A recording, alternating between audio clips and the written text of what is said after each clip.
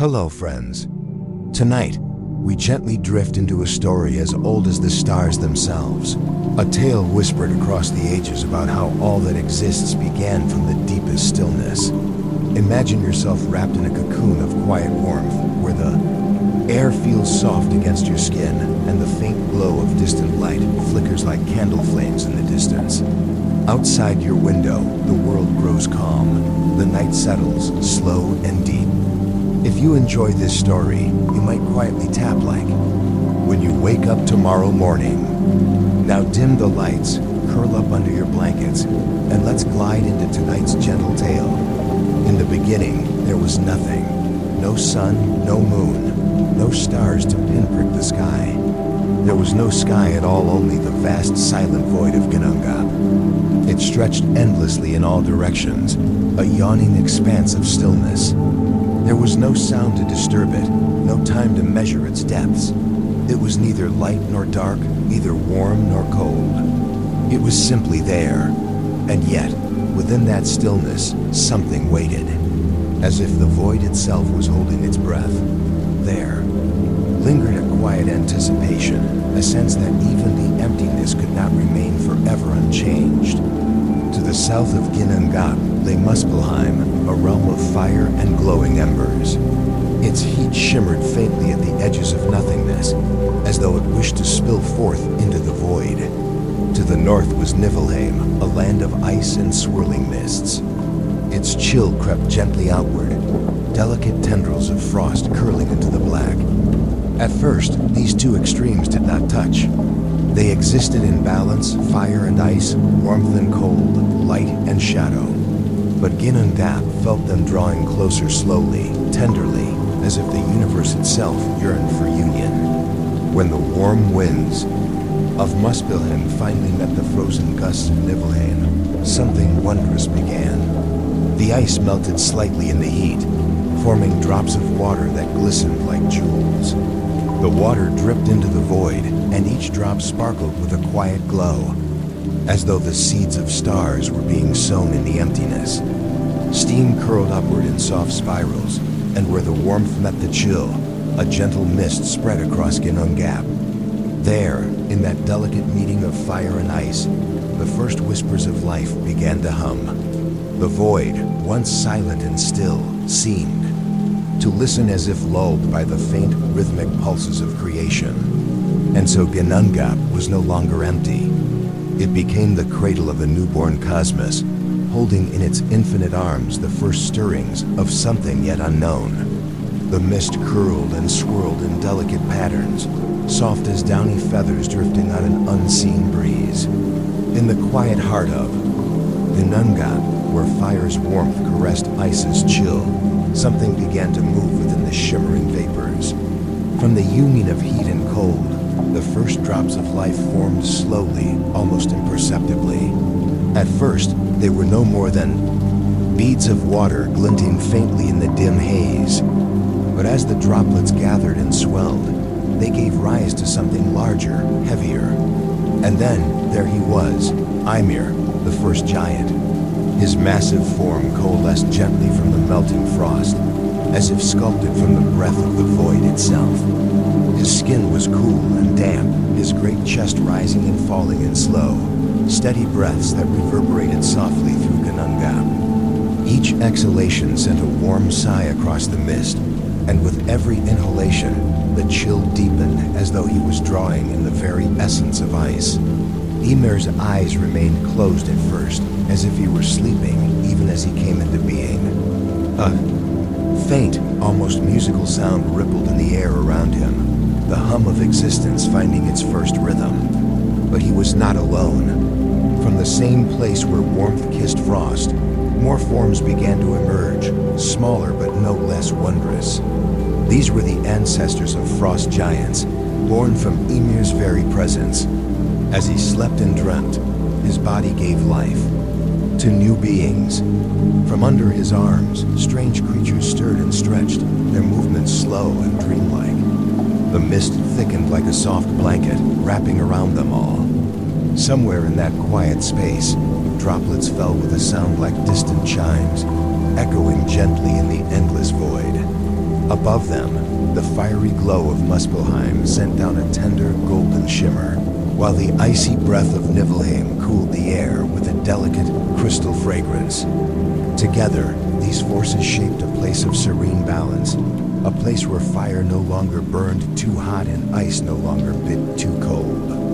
And in the midst of this perfect stillness, the first heartbeat of life began to echo softly through Ginnungagap, ancient, slow thrum that would guide the cosmos into being. In the soft half-light of Ginnungagap, where golden warmth and silvery cold blended into a delicate glow, Ymir stirred. The giant's breath came slow and deep, like the gentle ebb and flow of a quiet tide. Each exhalation rolled through the mist, carrying with it a faint warmth, while each inhalation seemed to draw the coolness of Niflheim into his colossal frame.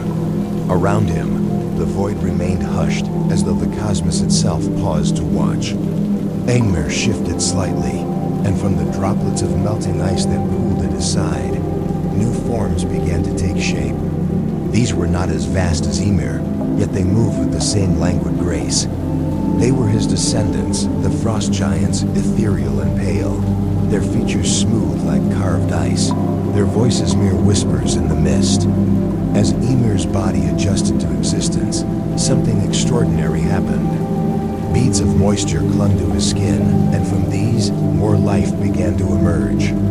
Under one great arm, a man and a woman unfurled slowly, their tiny hands clasped together as they blinked into the half-light. From his other arm came another form, small, strange, and shimmering faintly. And where Ymir's massive legs touched, the first creatures began to crawl, tiny beings that would grow into the ancestors of all frost-born life.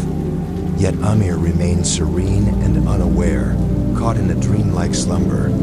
His existence was not one of struggle or sound. It was quiet, natural, inevitable, like the opening of a flower in the first light of dawn. The void around him began to hum, with a subtle energy, not loud or jarring, but soft and steady, like the far-off sound of water trickling over smooth stone. It was as if Ginnungagap itself was sighing in relief, content now that something living breathed within its vast emptiness.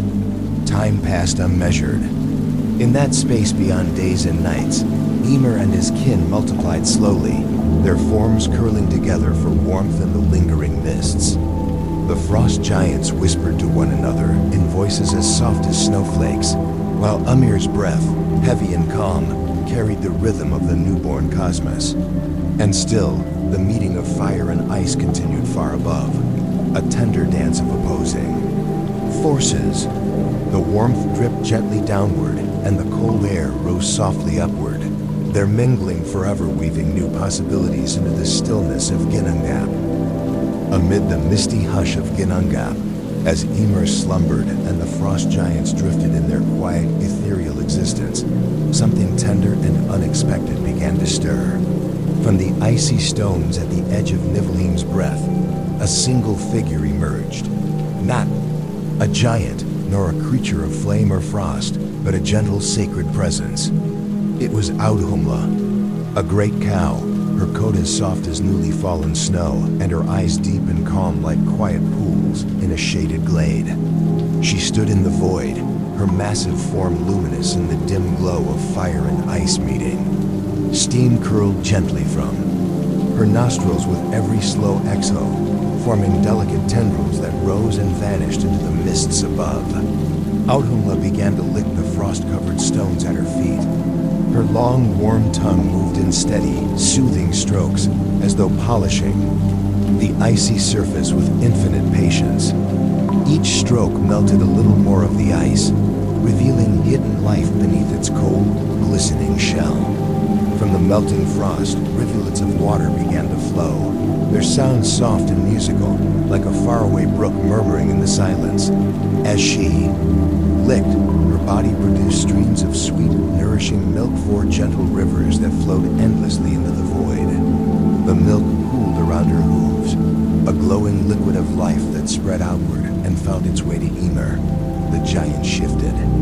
In his slumber, his vast lips parting slightly as he drank deeply from Audhumla's gift. Each mouthful was slow, his enormous throat rising and falling in a rhythm that echoed like a lullaby across Ginnungagap. From her warmth and sustenance, Ymir's strength grew, and the frost giants around him thrived in the soft light. Yet Audhumla continued her task undisturbed, her movements calm and unhurried, as if she knew the future of the cosmos depended on her quiet labor. On the third day of licking the frost, Audhumla uncovered something remarkable. Hidden deep within the ice was a figure, not a giant this time, but a man. His form was strong and graceful, his face serene as though carved from the very essence of stillness. This was Buri, the first of the gods, and his emergence brought a subtle warmth to the void, a glow that seemed to wrap around every corner of Ginnungagap like a comforting blanket. Audhumla's great eyes blinked slowly as she gazed upon Buri, her breath forming soft clouds in the air. Around her, the faint sound of dripping water and gentle milk streams created a harmony, so delicate it felt as though even time itself dared not intrude.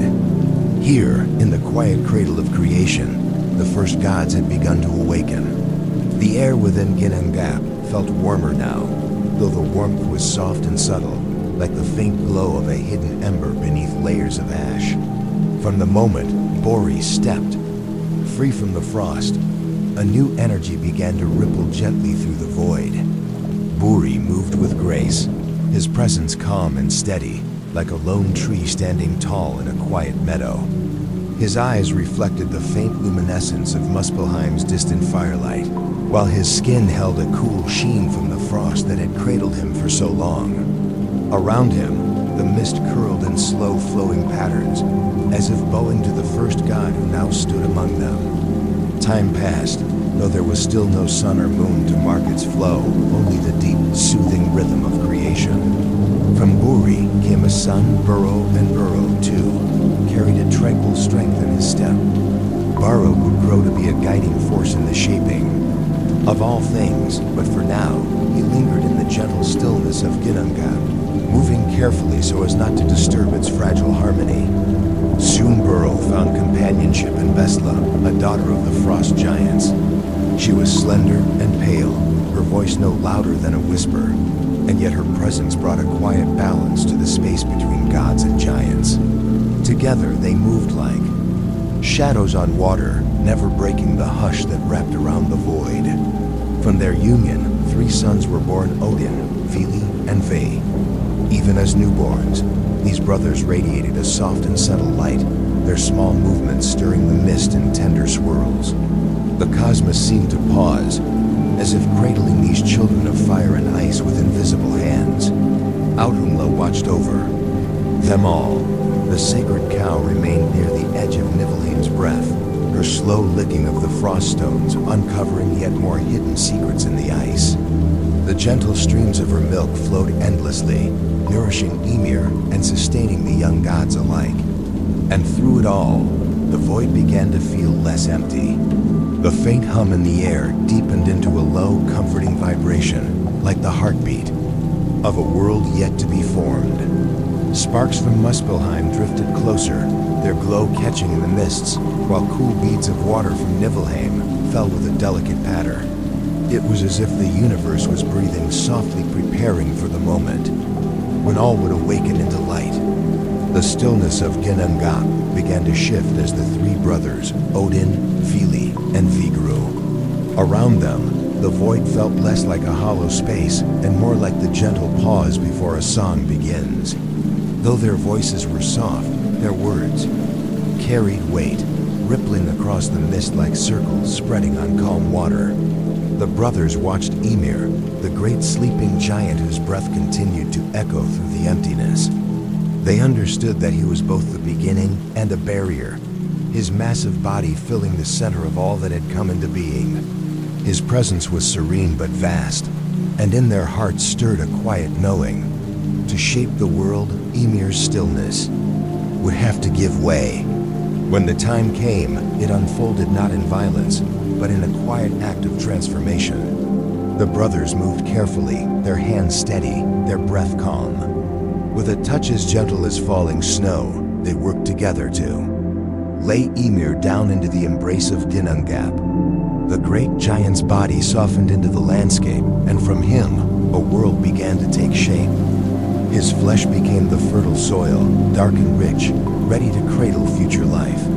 From his bones rose the strong mountains, jagged yet softened at their peaks by curling mists. His blood flowed into deep valleys, pooling into calm oceans and quiet. Rivers that whispered as they wound their way through unseen paths. Ymir's hair spread out across the land, becoming soft grasses and rustling forests. And from his massive skull, the brothers formed the heavens, a great, arching dome that wrapped the new world in a comforting embrace. Above, the sparks that had floated gently from Muspelheim were caught and scattered across this dome. Each spark settled into place, glowing faintly at first, then flaring softly to life. They became stars, thousands of tiny lights, each one twinkling as if breathing with its own quiet rhythm. The mists of Ginnungagap now swirled gently across this new world, lingering in cool valleys and drifting along the edges of still waters. The air carried the scent of fresh earth, and a soft breeze stirred, brushing across the landscape like a mother's hand soothing a sleeping child.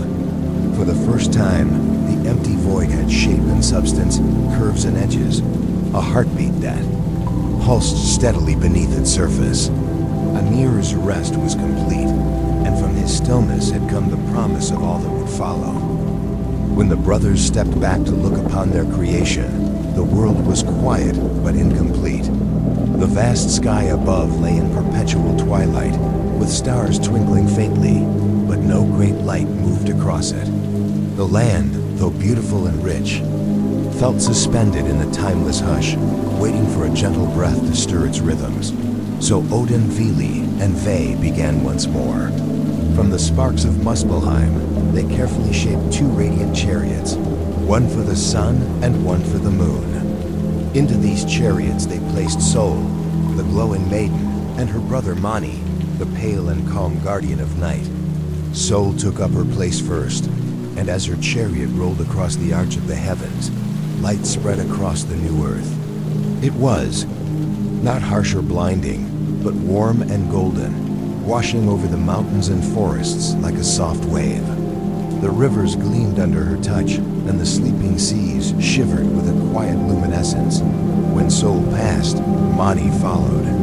His silvery glow was cooler, gentler, spilling across the world like a fine mist. Under his light, the stars seemed to draw closer, their quiet twinkle echoing the soft breaths of a slumbering cosmos. The brothers set the chariots in motion, ensuring that day and night would flow endlessly in a calm, steady rhythm. Each time Sol rose, she brought gentle warmth and the tender promise of life. Each time Mani appeared, he draped the earth in peaceful shadows, inviting stillness and rest. With every turn of their paths, the world's heart beat a little stronger. The forests began to whisper faintly in the breeze, and the oceans hummed softly as they cradled the moon's reflection. And so, light and dark began their eternal dance, a serene pattern that wrapped the earth in balance. It was a dance without haste, without conflict, only this slow, perfect movement of creation settling into harmony. Above it all, the stars watched quietly, their soft glow like countless eyes blinking in contentment. As the sun and moon settled into their flowing dance across the sky, the world below began to breathe in steady rhythms. The rivers whispered softly as they meandered toward the seas, their currents weaving threads of life through the fertile land. Gentle winds stirred the grass, and the first faint sighs of forests filled the air, rustling like a lullaby. But the cosmos was not yet complete. To link all that had been made, the brothers brought forth a great tree. Its trunk rose high, strong, its roots digging deep into the earth, and its branches stretching wide until they brushed the dome of the heavens. This was Yggdrasil, the world tree. Its roots reached into hidden realms, drinking from unseen springs that bubbled with the essence of life. Its branches arched over the world, cradling stars in their leafy embrace. Along its boughs, gentle creatures began to stir, squirrels with fur like soft moss, birds whose songs drifted like warm breezes, and serpents coiling slowly in the shaded roots below. Through Yggdrasil, the 9 realms took their places in quiet balance. At the highest branches lay Asgard, home of the gods, where golden light shimmered like a calm sea at sunrise. Below, Midgard spread wide, the land of men, its rivers glinting under Sol's tender rays. Near Yggdrasil's roots lay Niflheim and Muspelheim, still locked in their eternal embrace of frost and flame, though now softened, their extremes held in harmony by the tree's quiet strength. Around and within the 9 realms, life began, to stir softly at first like the tiniest breath. The air shimmered with unseen energies, and the mists that once wrapped Ginnungagap now drifted gently between realms, carrying with them the faint scent of blossoms and earth warmed by the sun. And so, from a void of silence and stillness, the Norse cosmos found its harmony. It was not loud or sudden, but a slow blooming, like petals opening in the quiet dawn. The universe now lay in balance, wrapped in Yggdrasil's steady embrace. And for a moment, all was peace. You are here now, in the quiet heart of creation, where the branches of Yggdrasil stretch endlessly above and the soft hum of the cosmos surrounds you. The air is warm with a gentle glow, and you feel as though the universe itself is cradling you in its arms.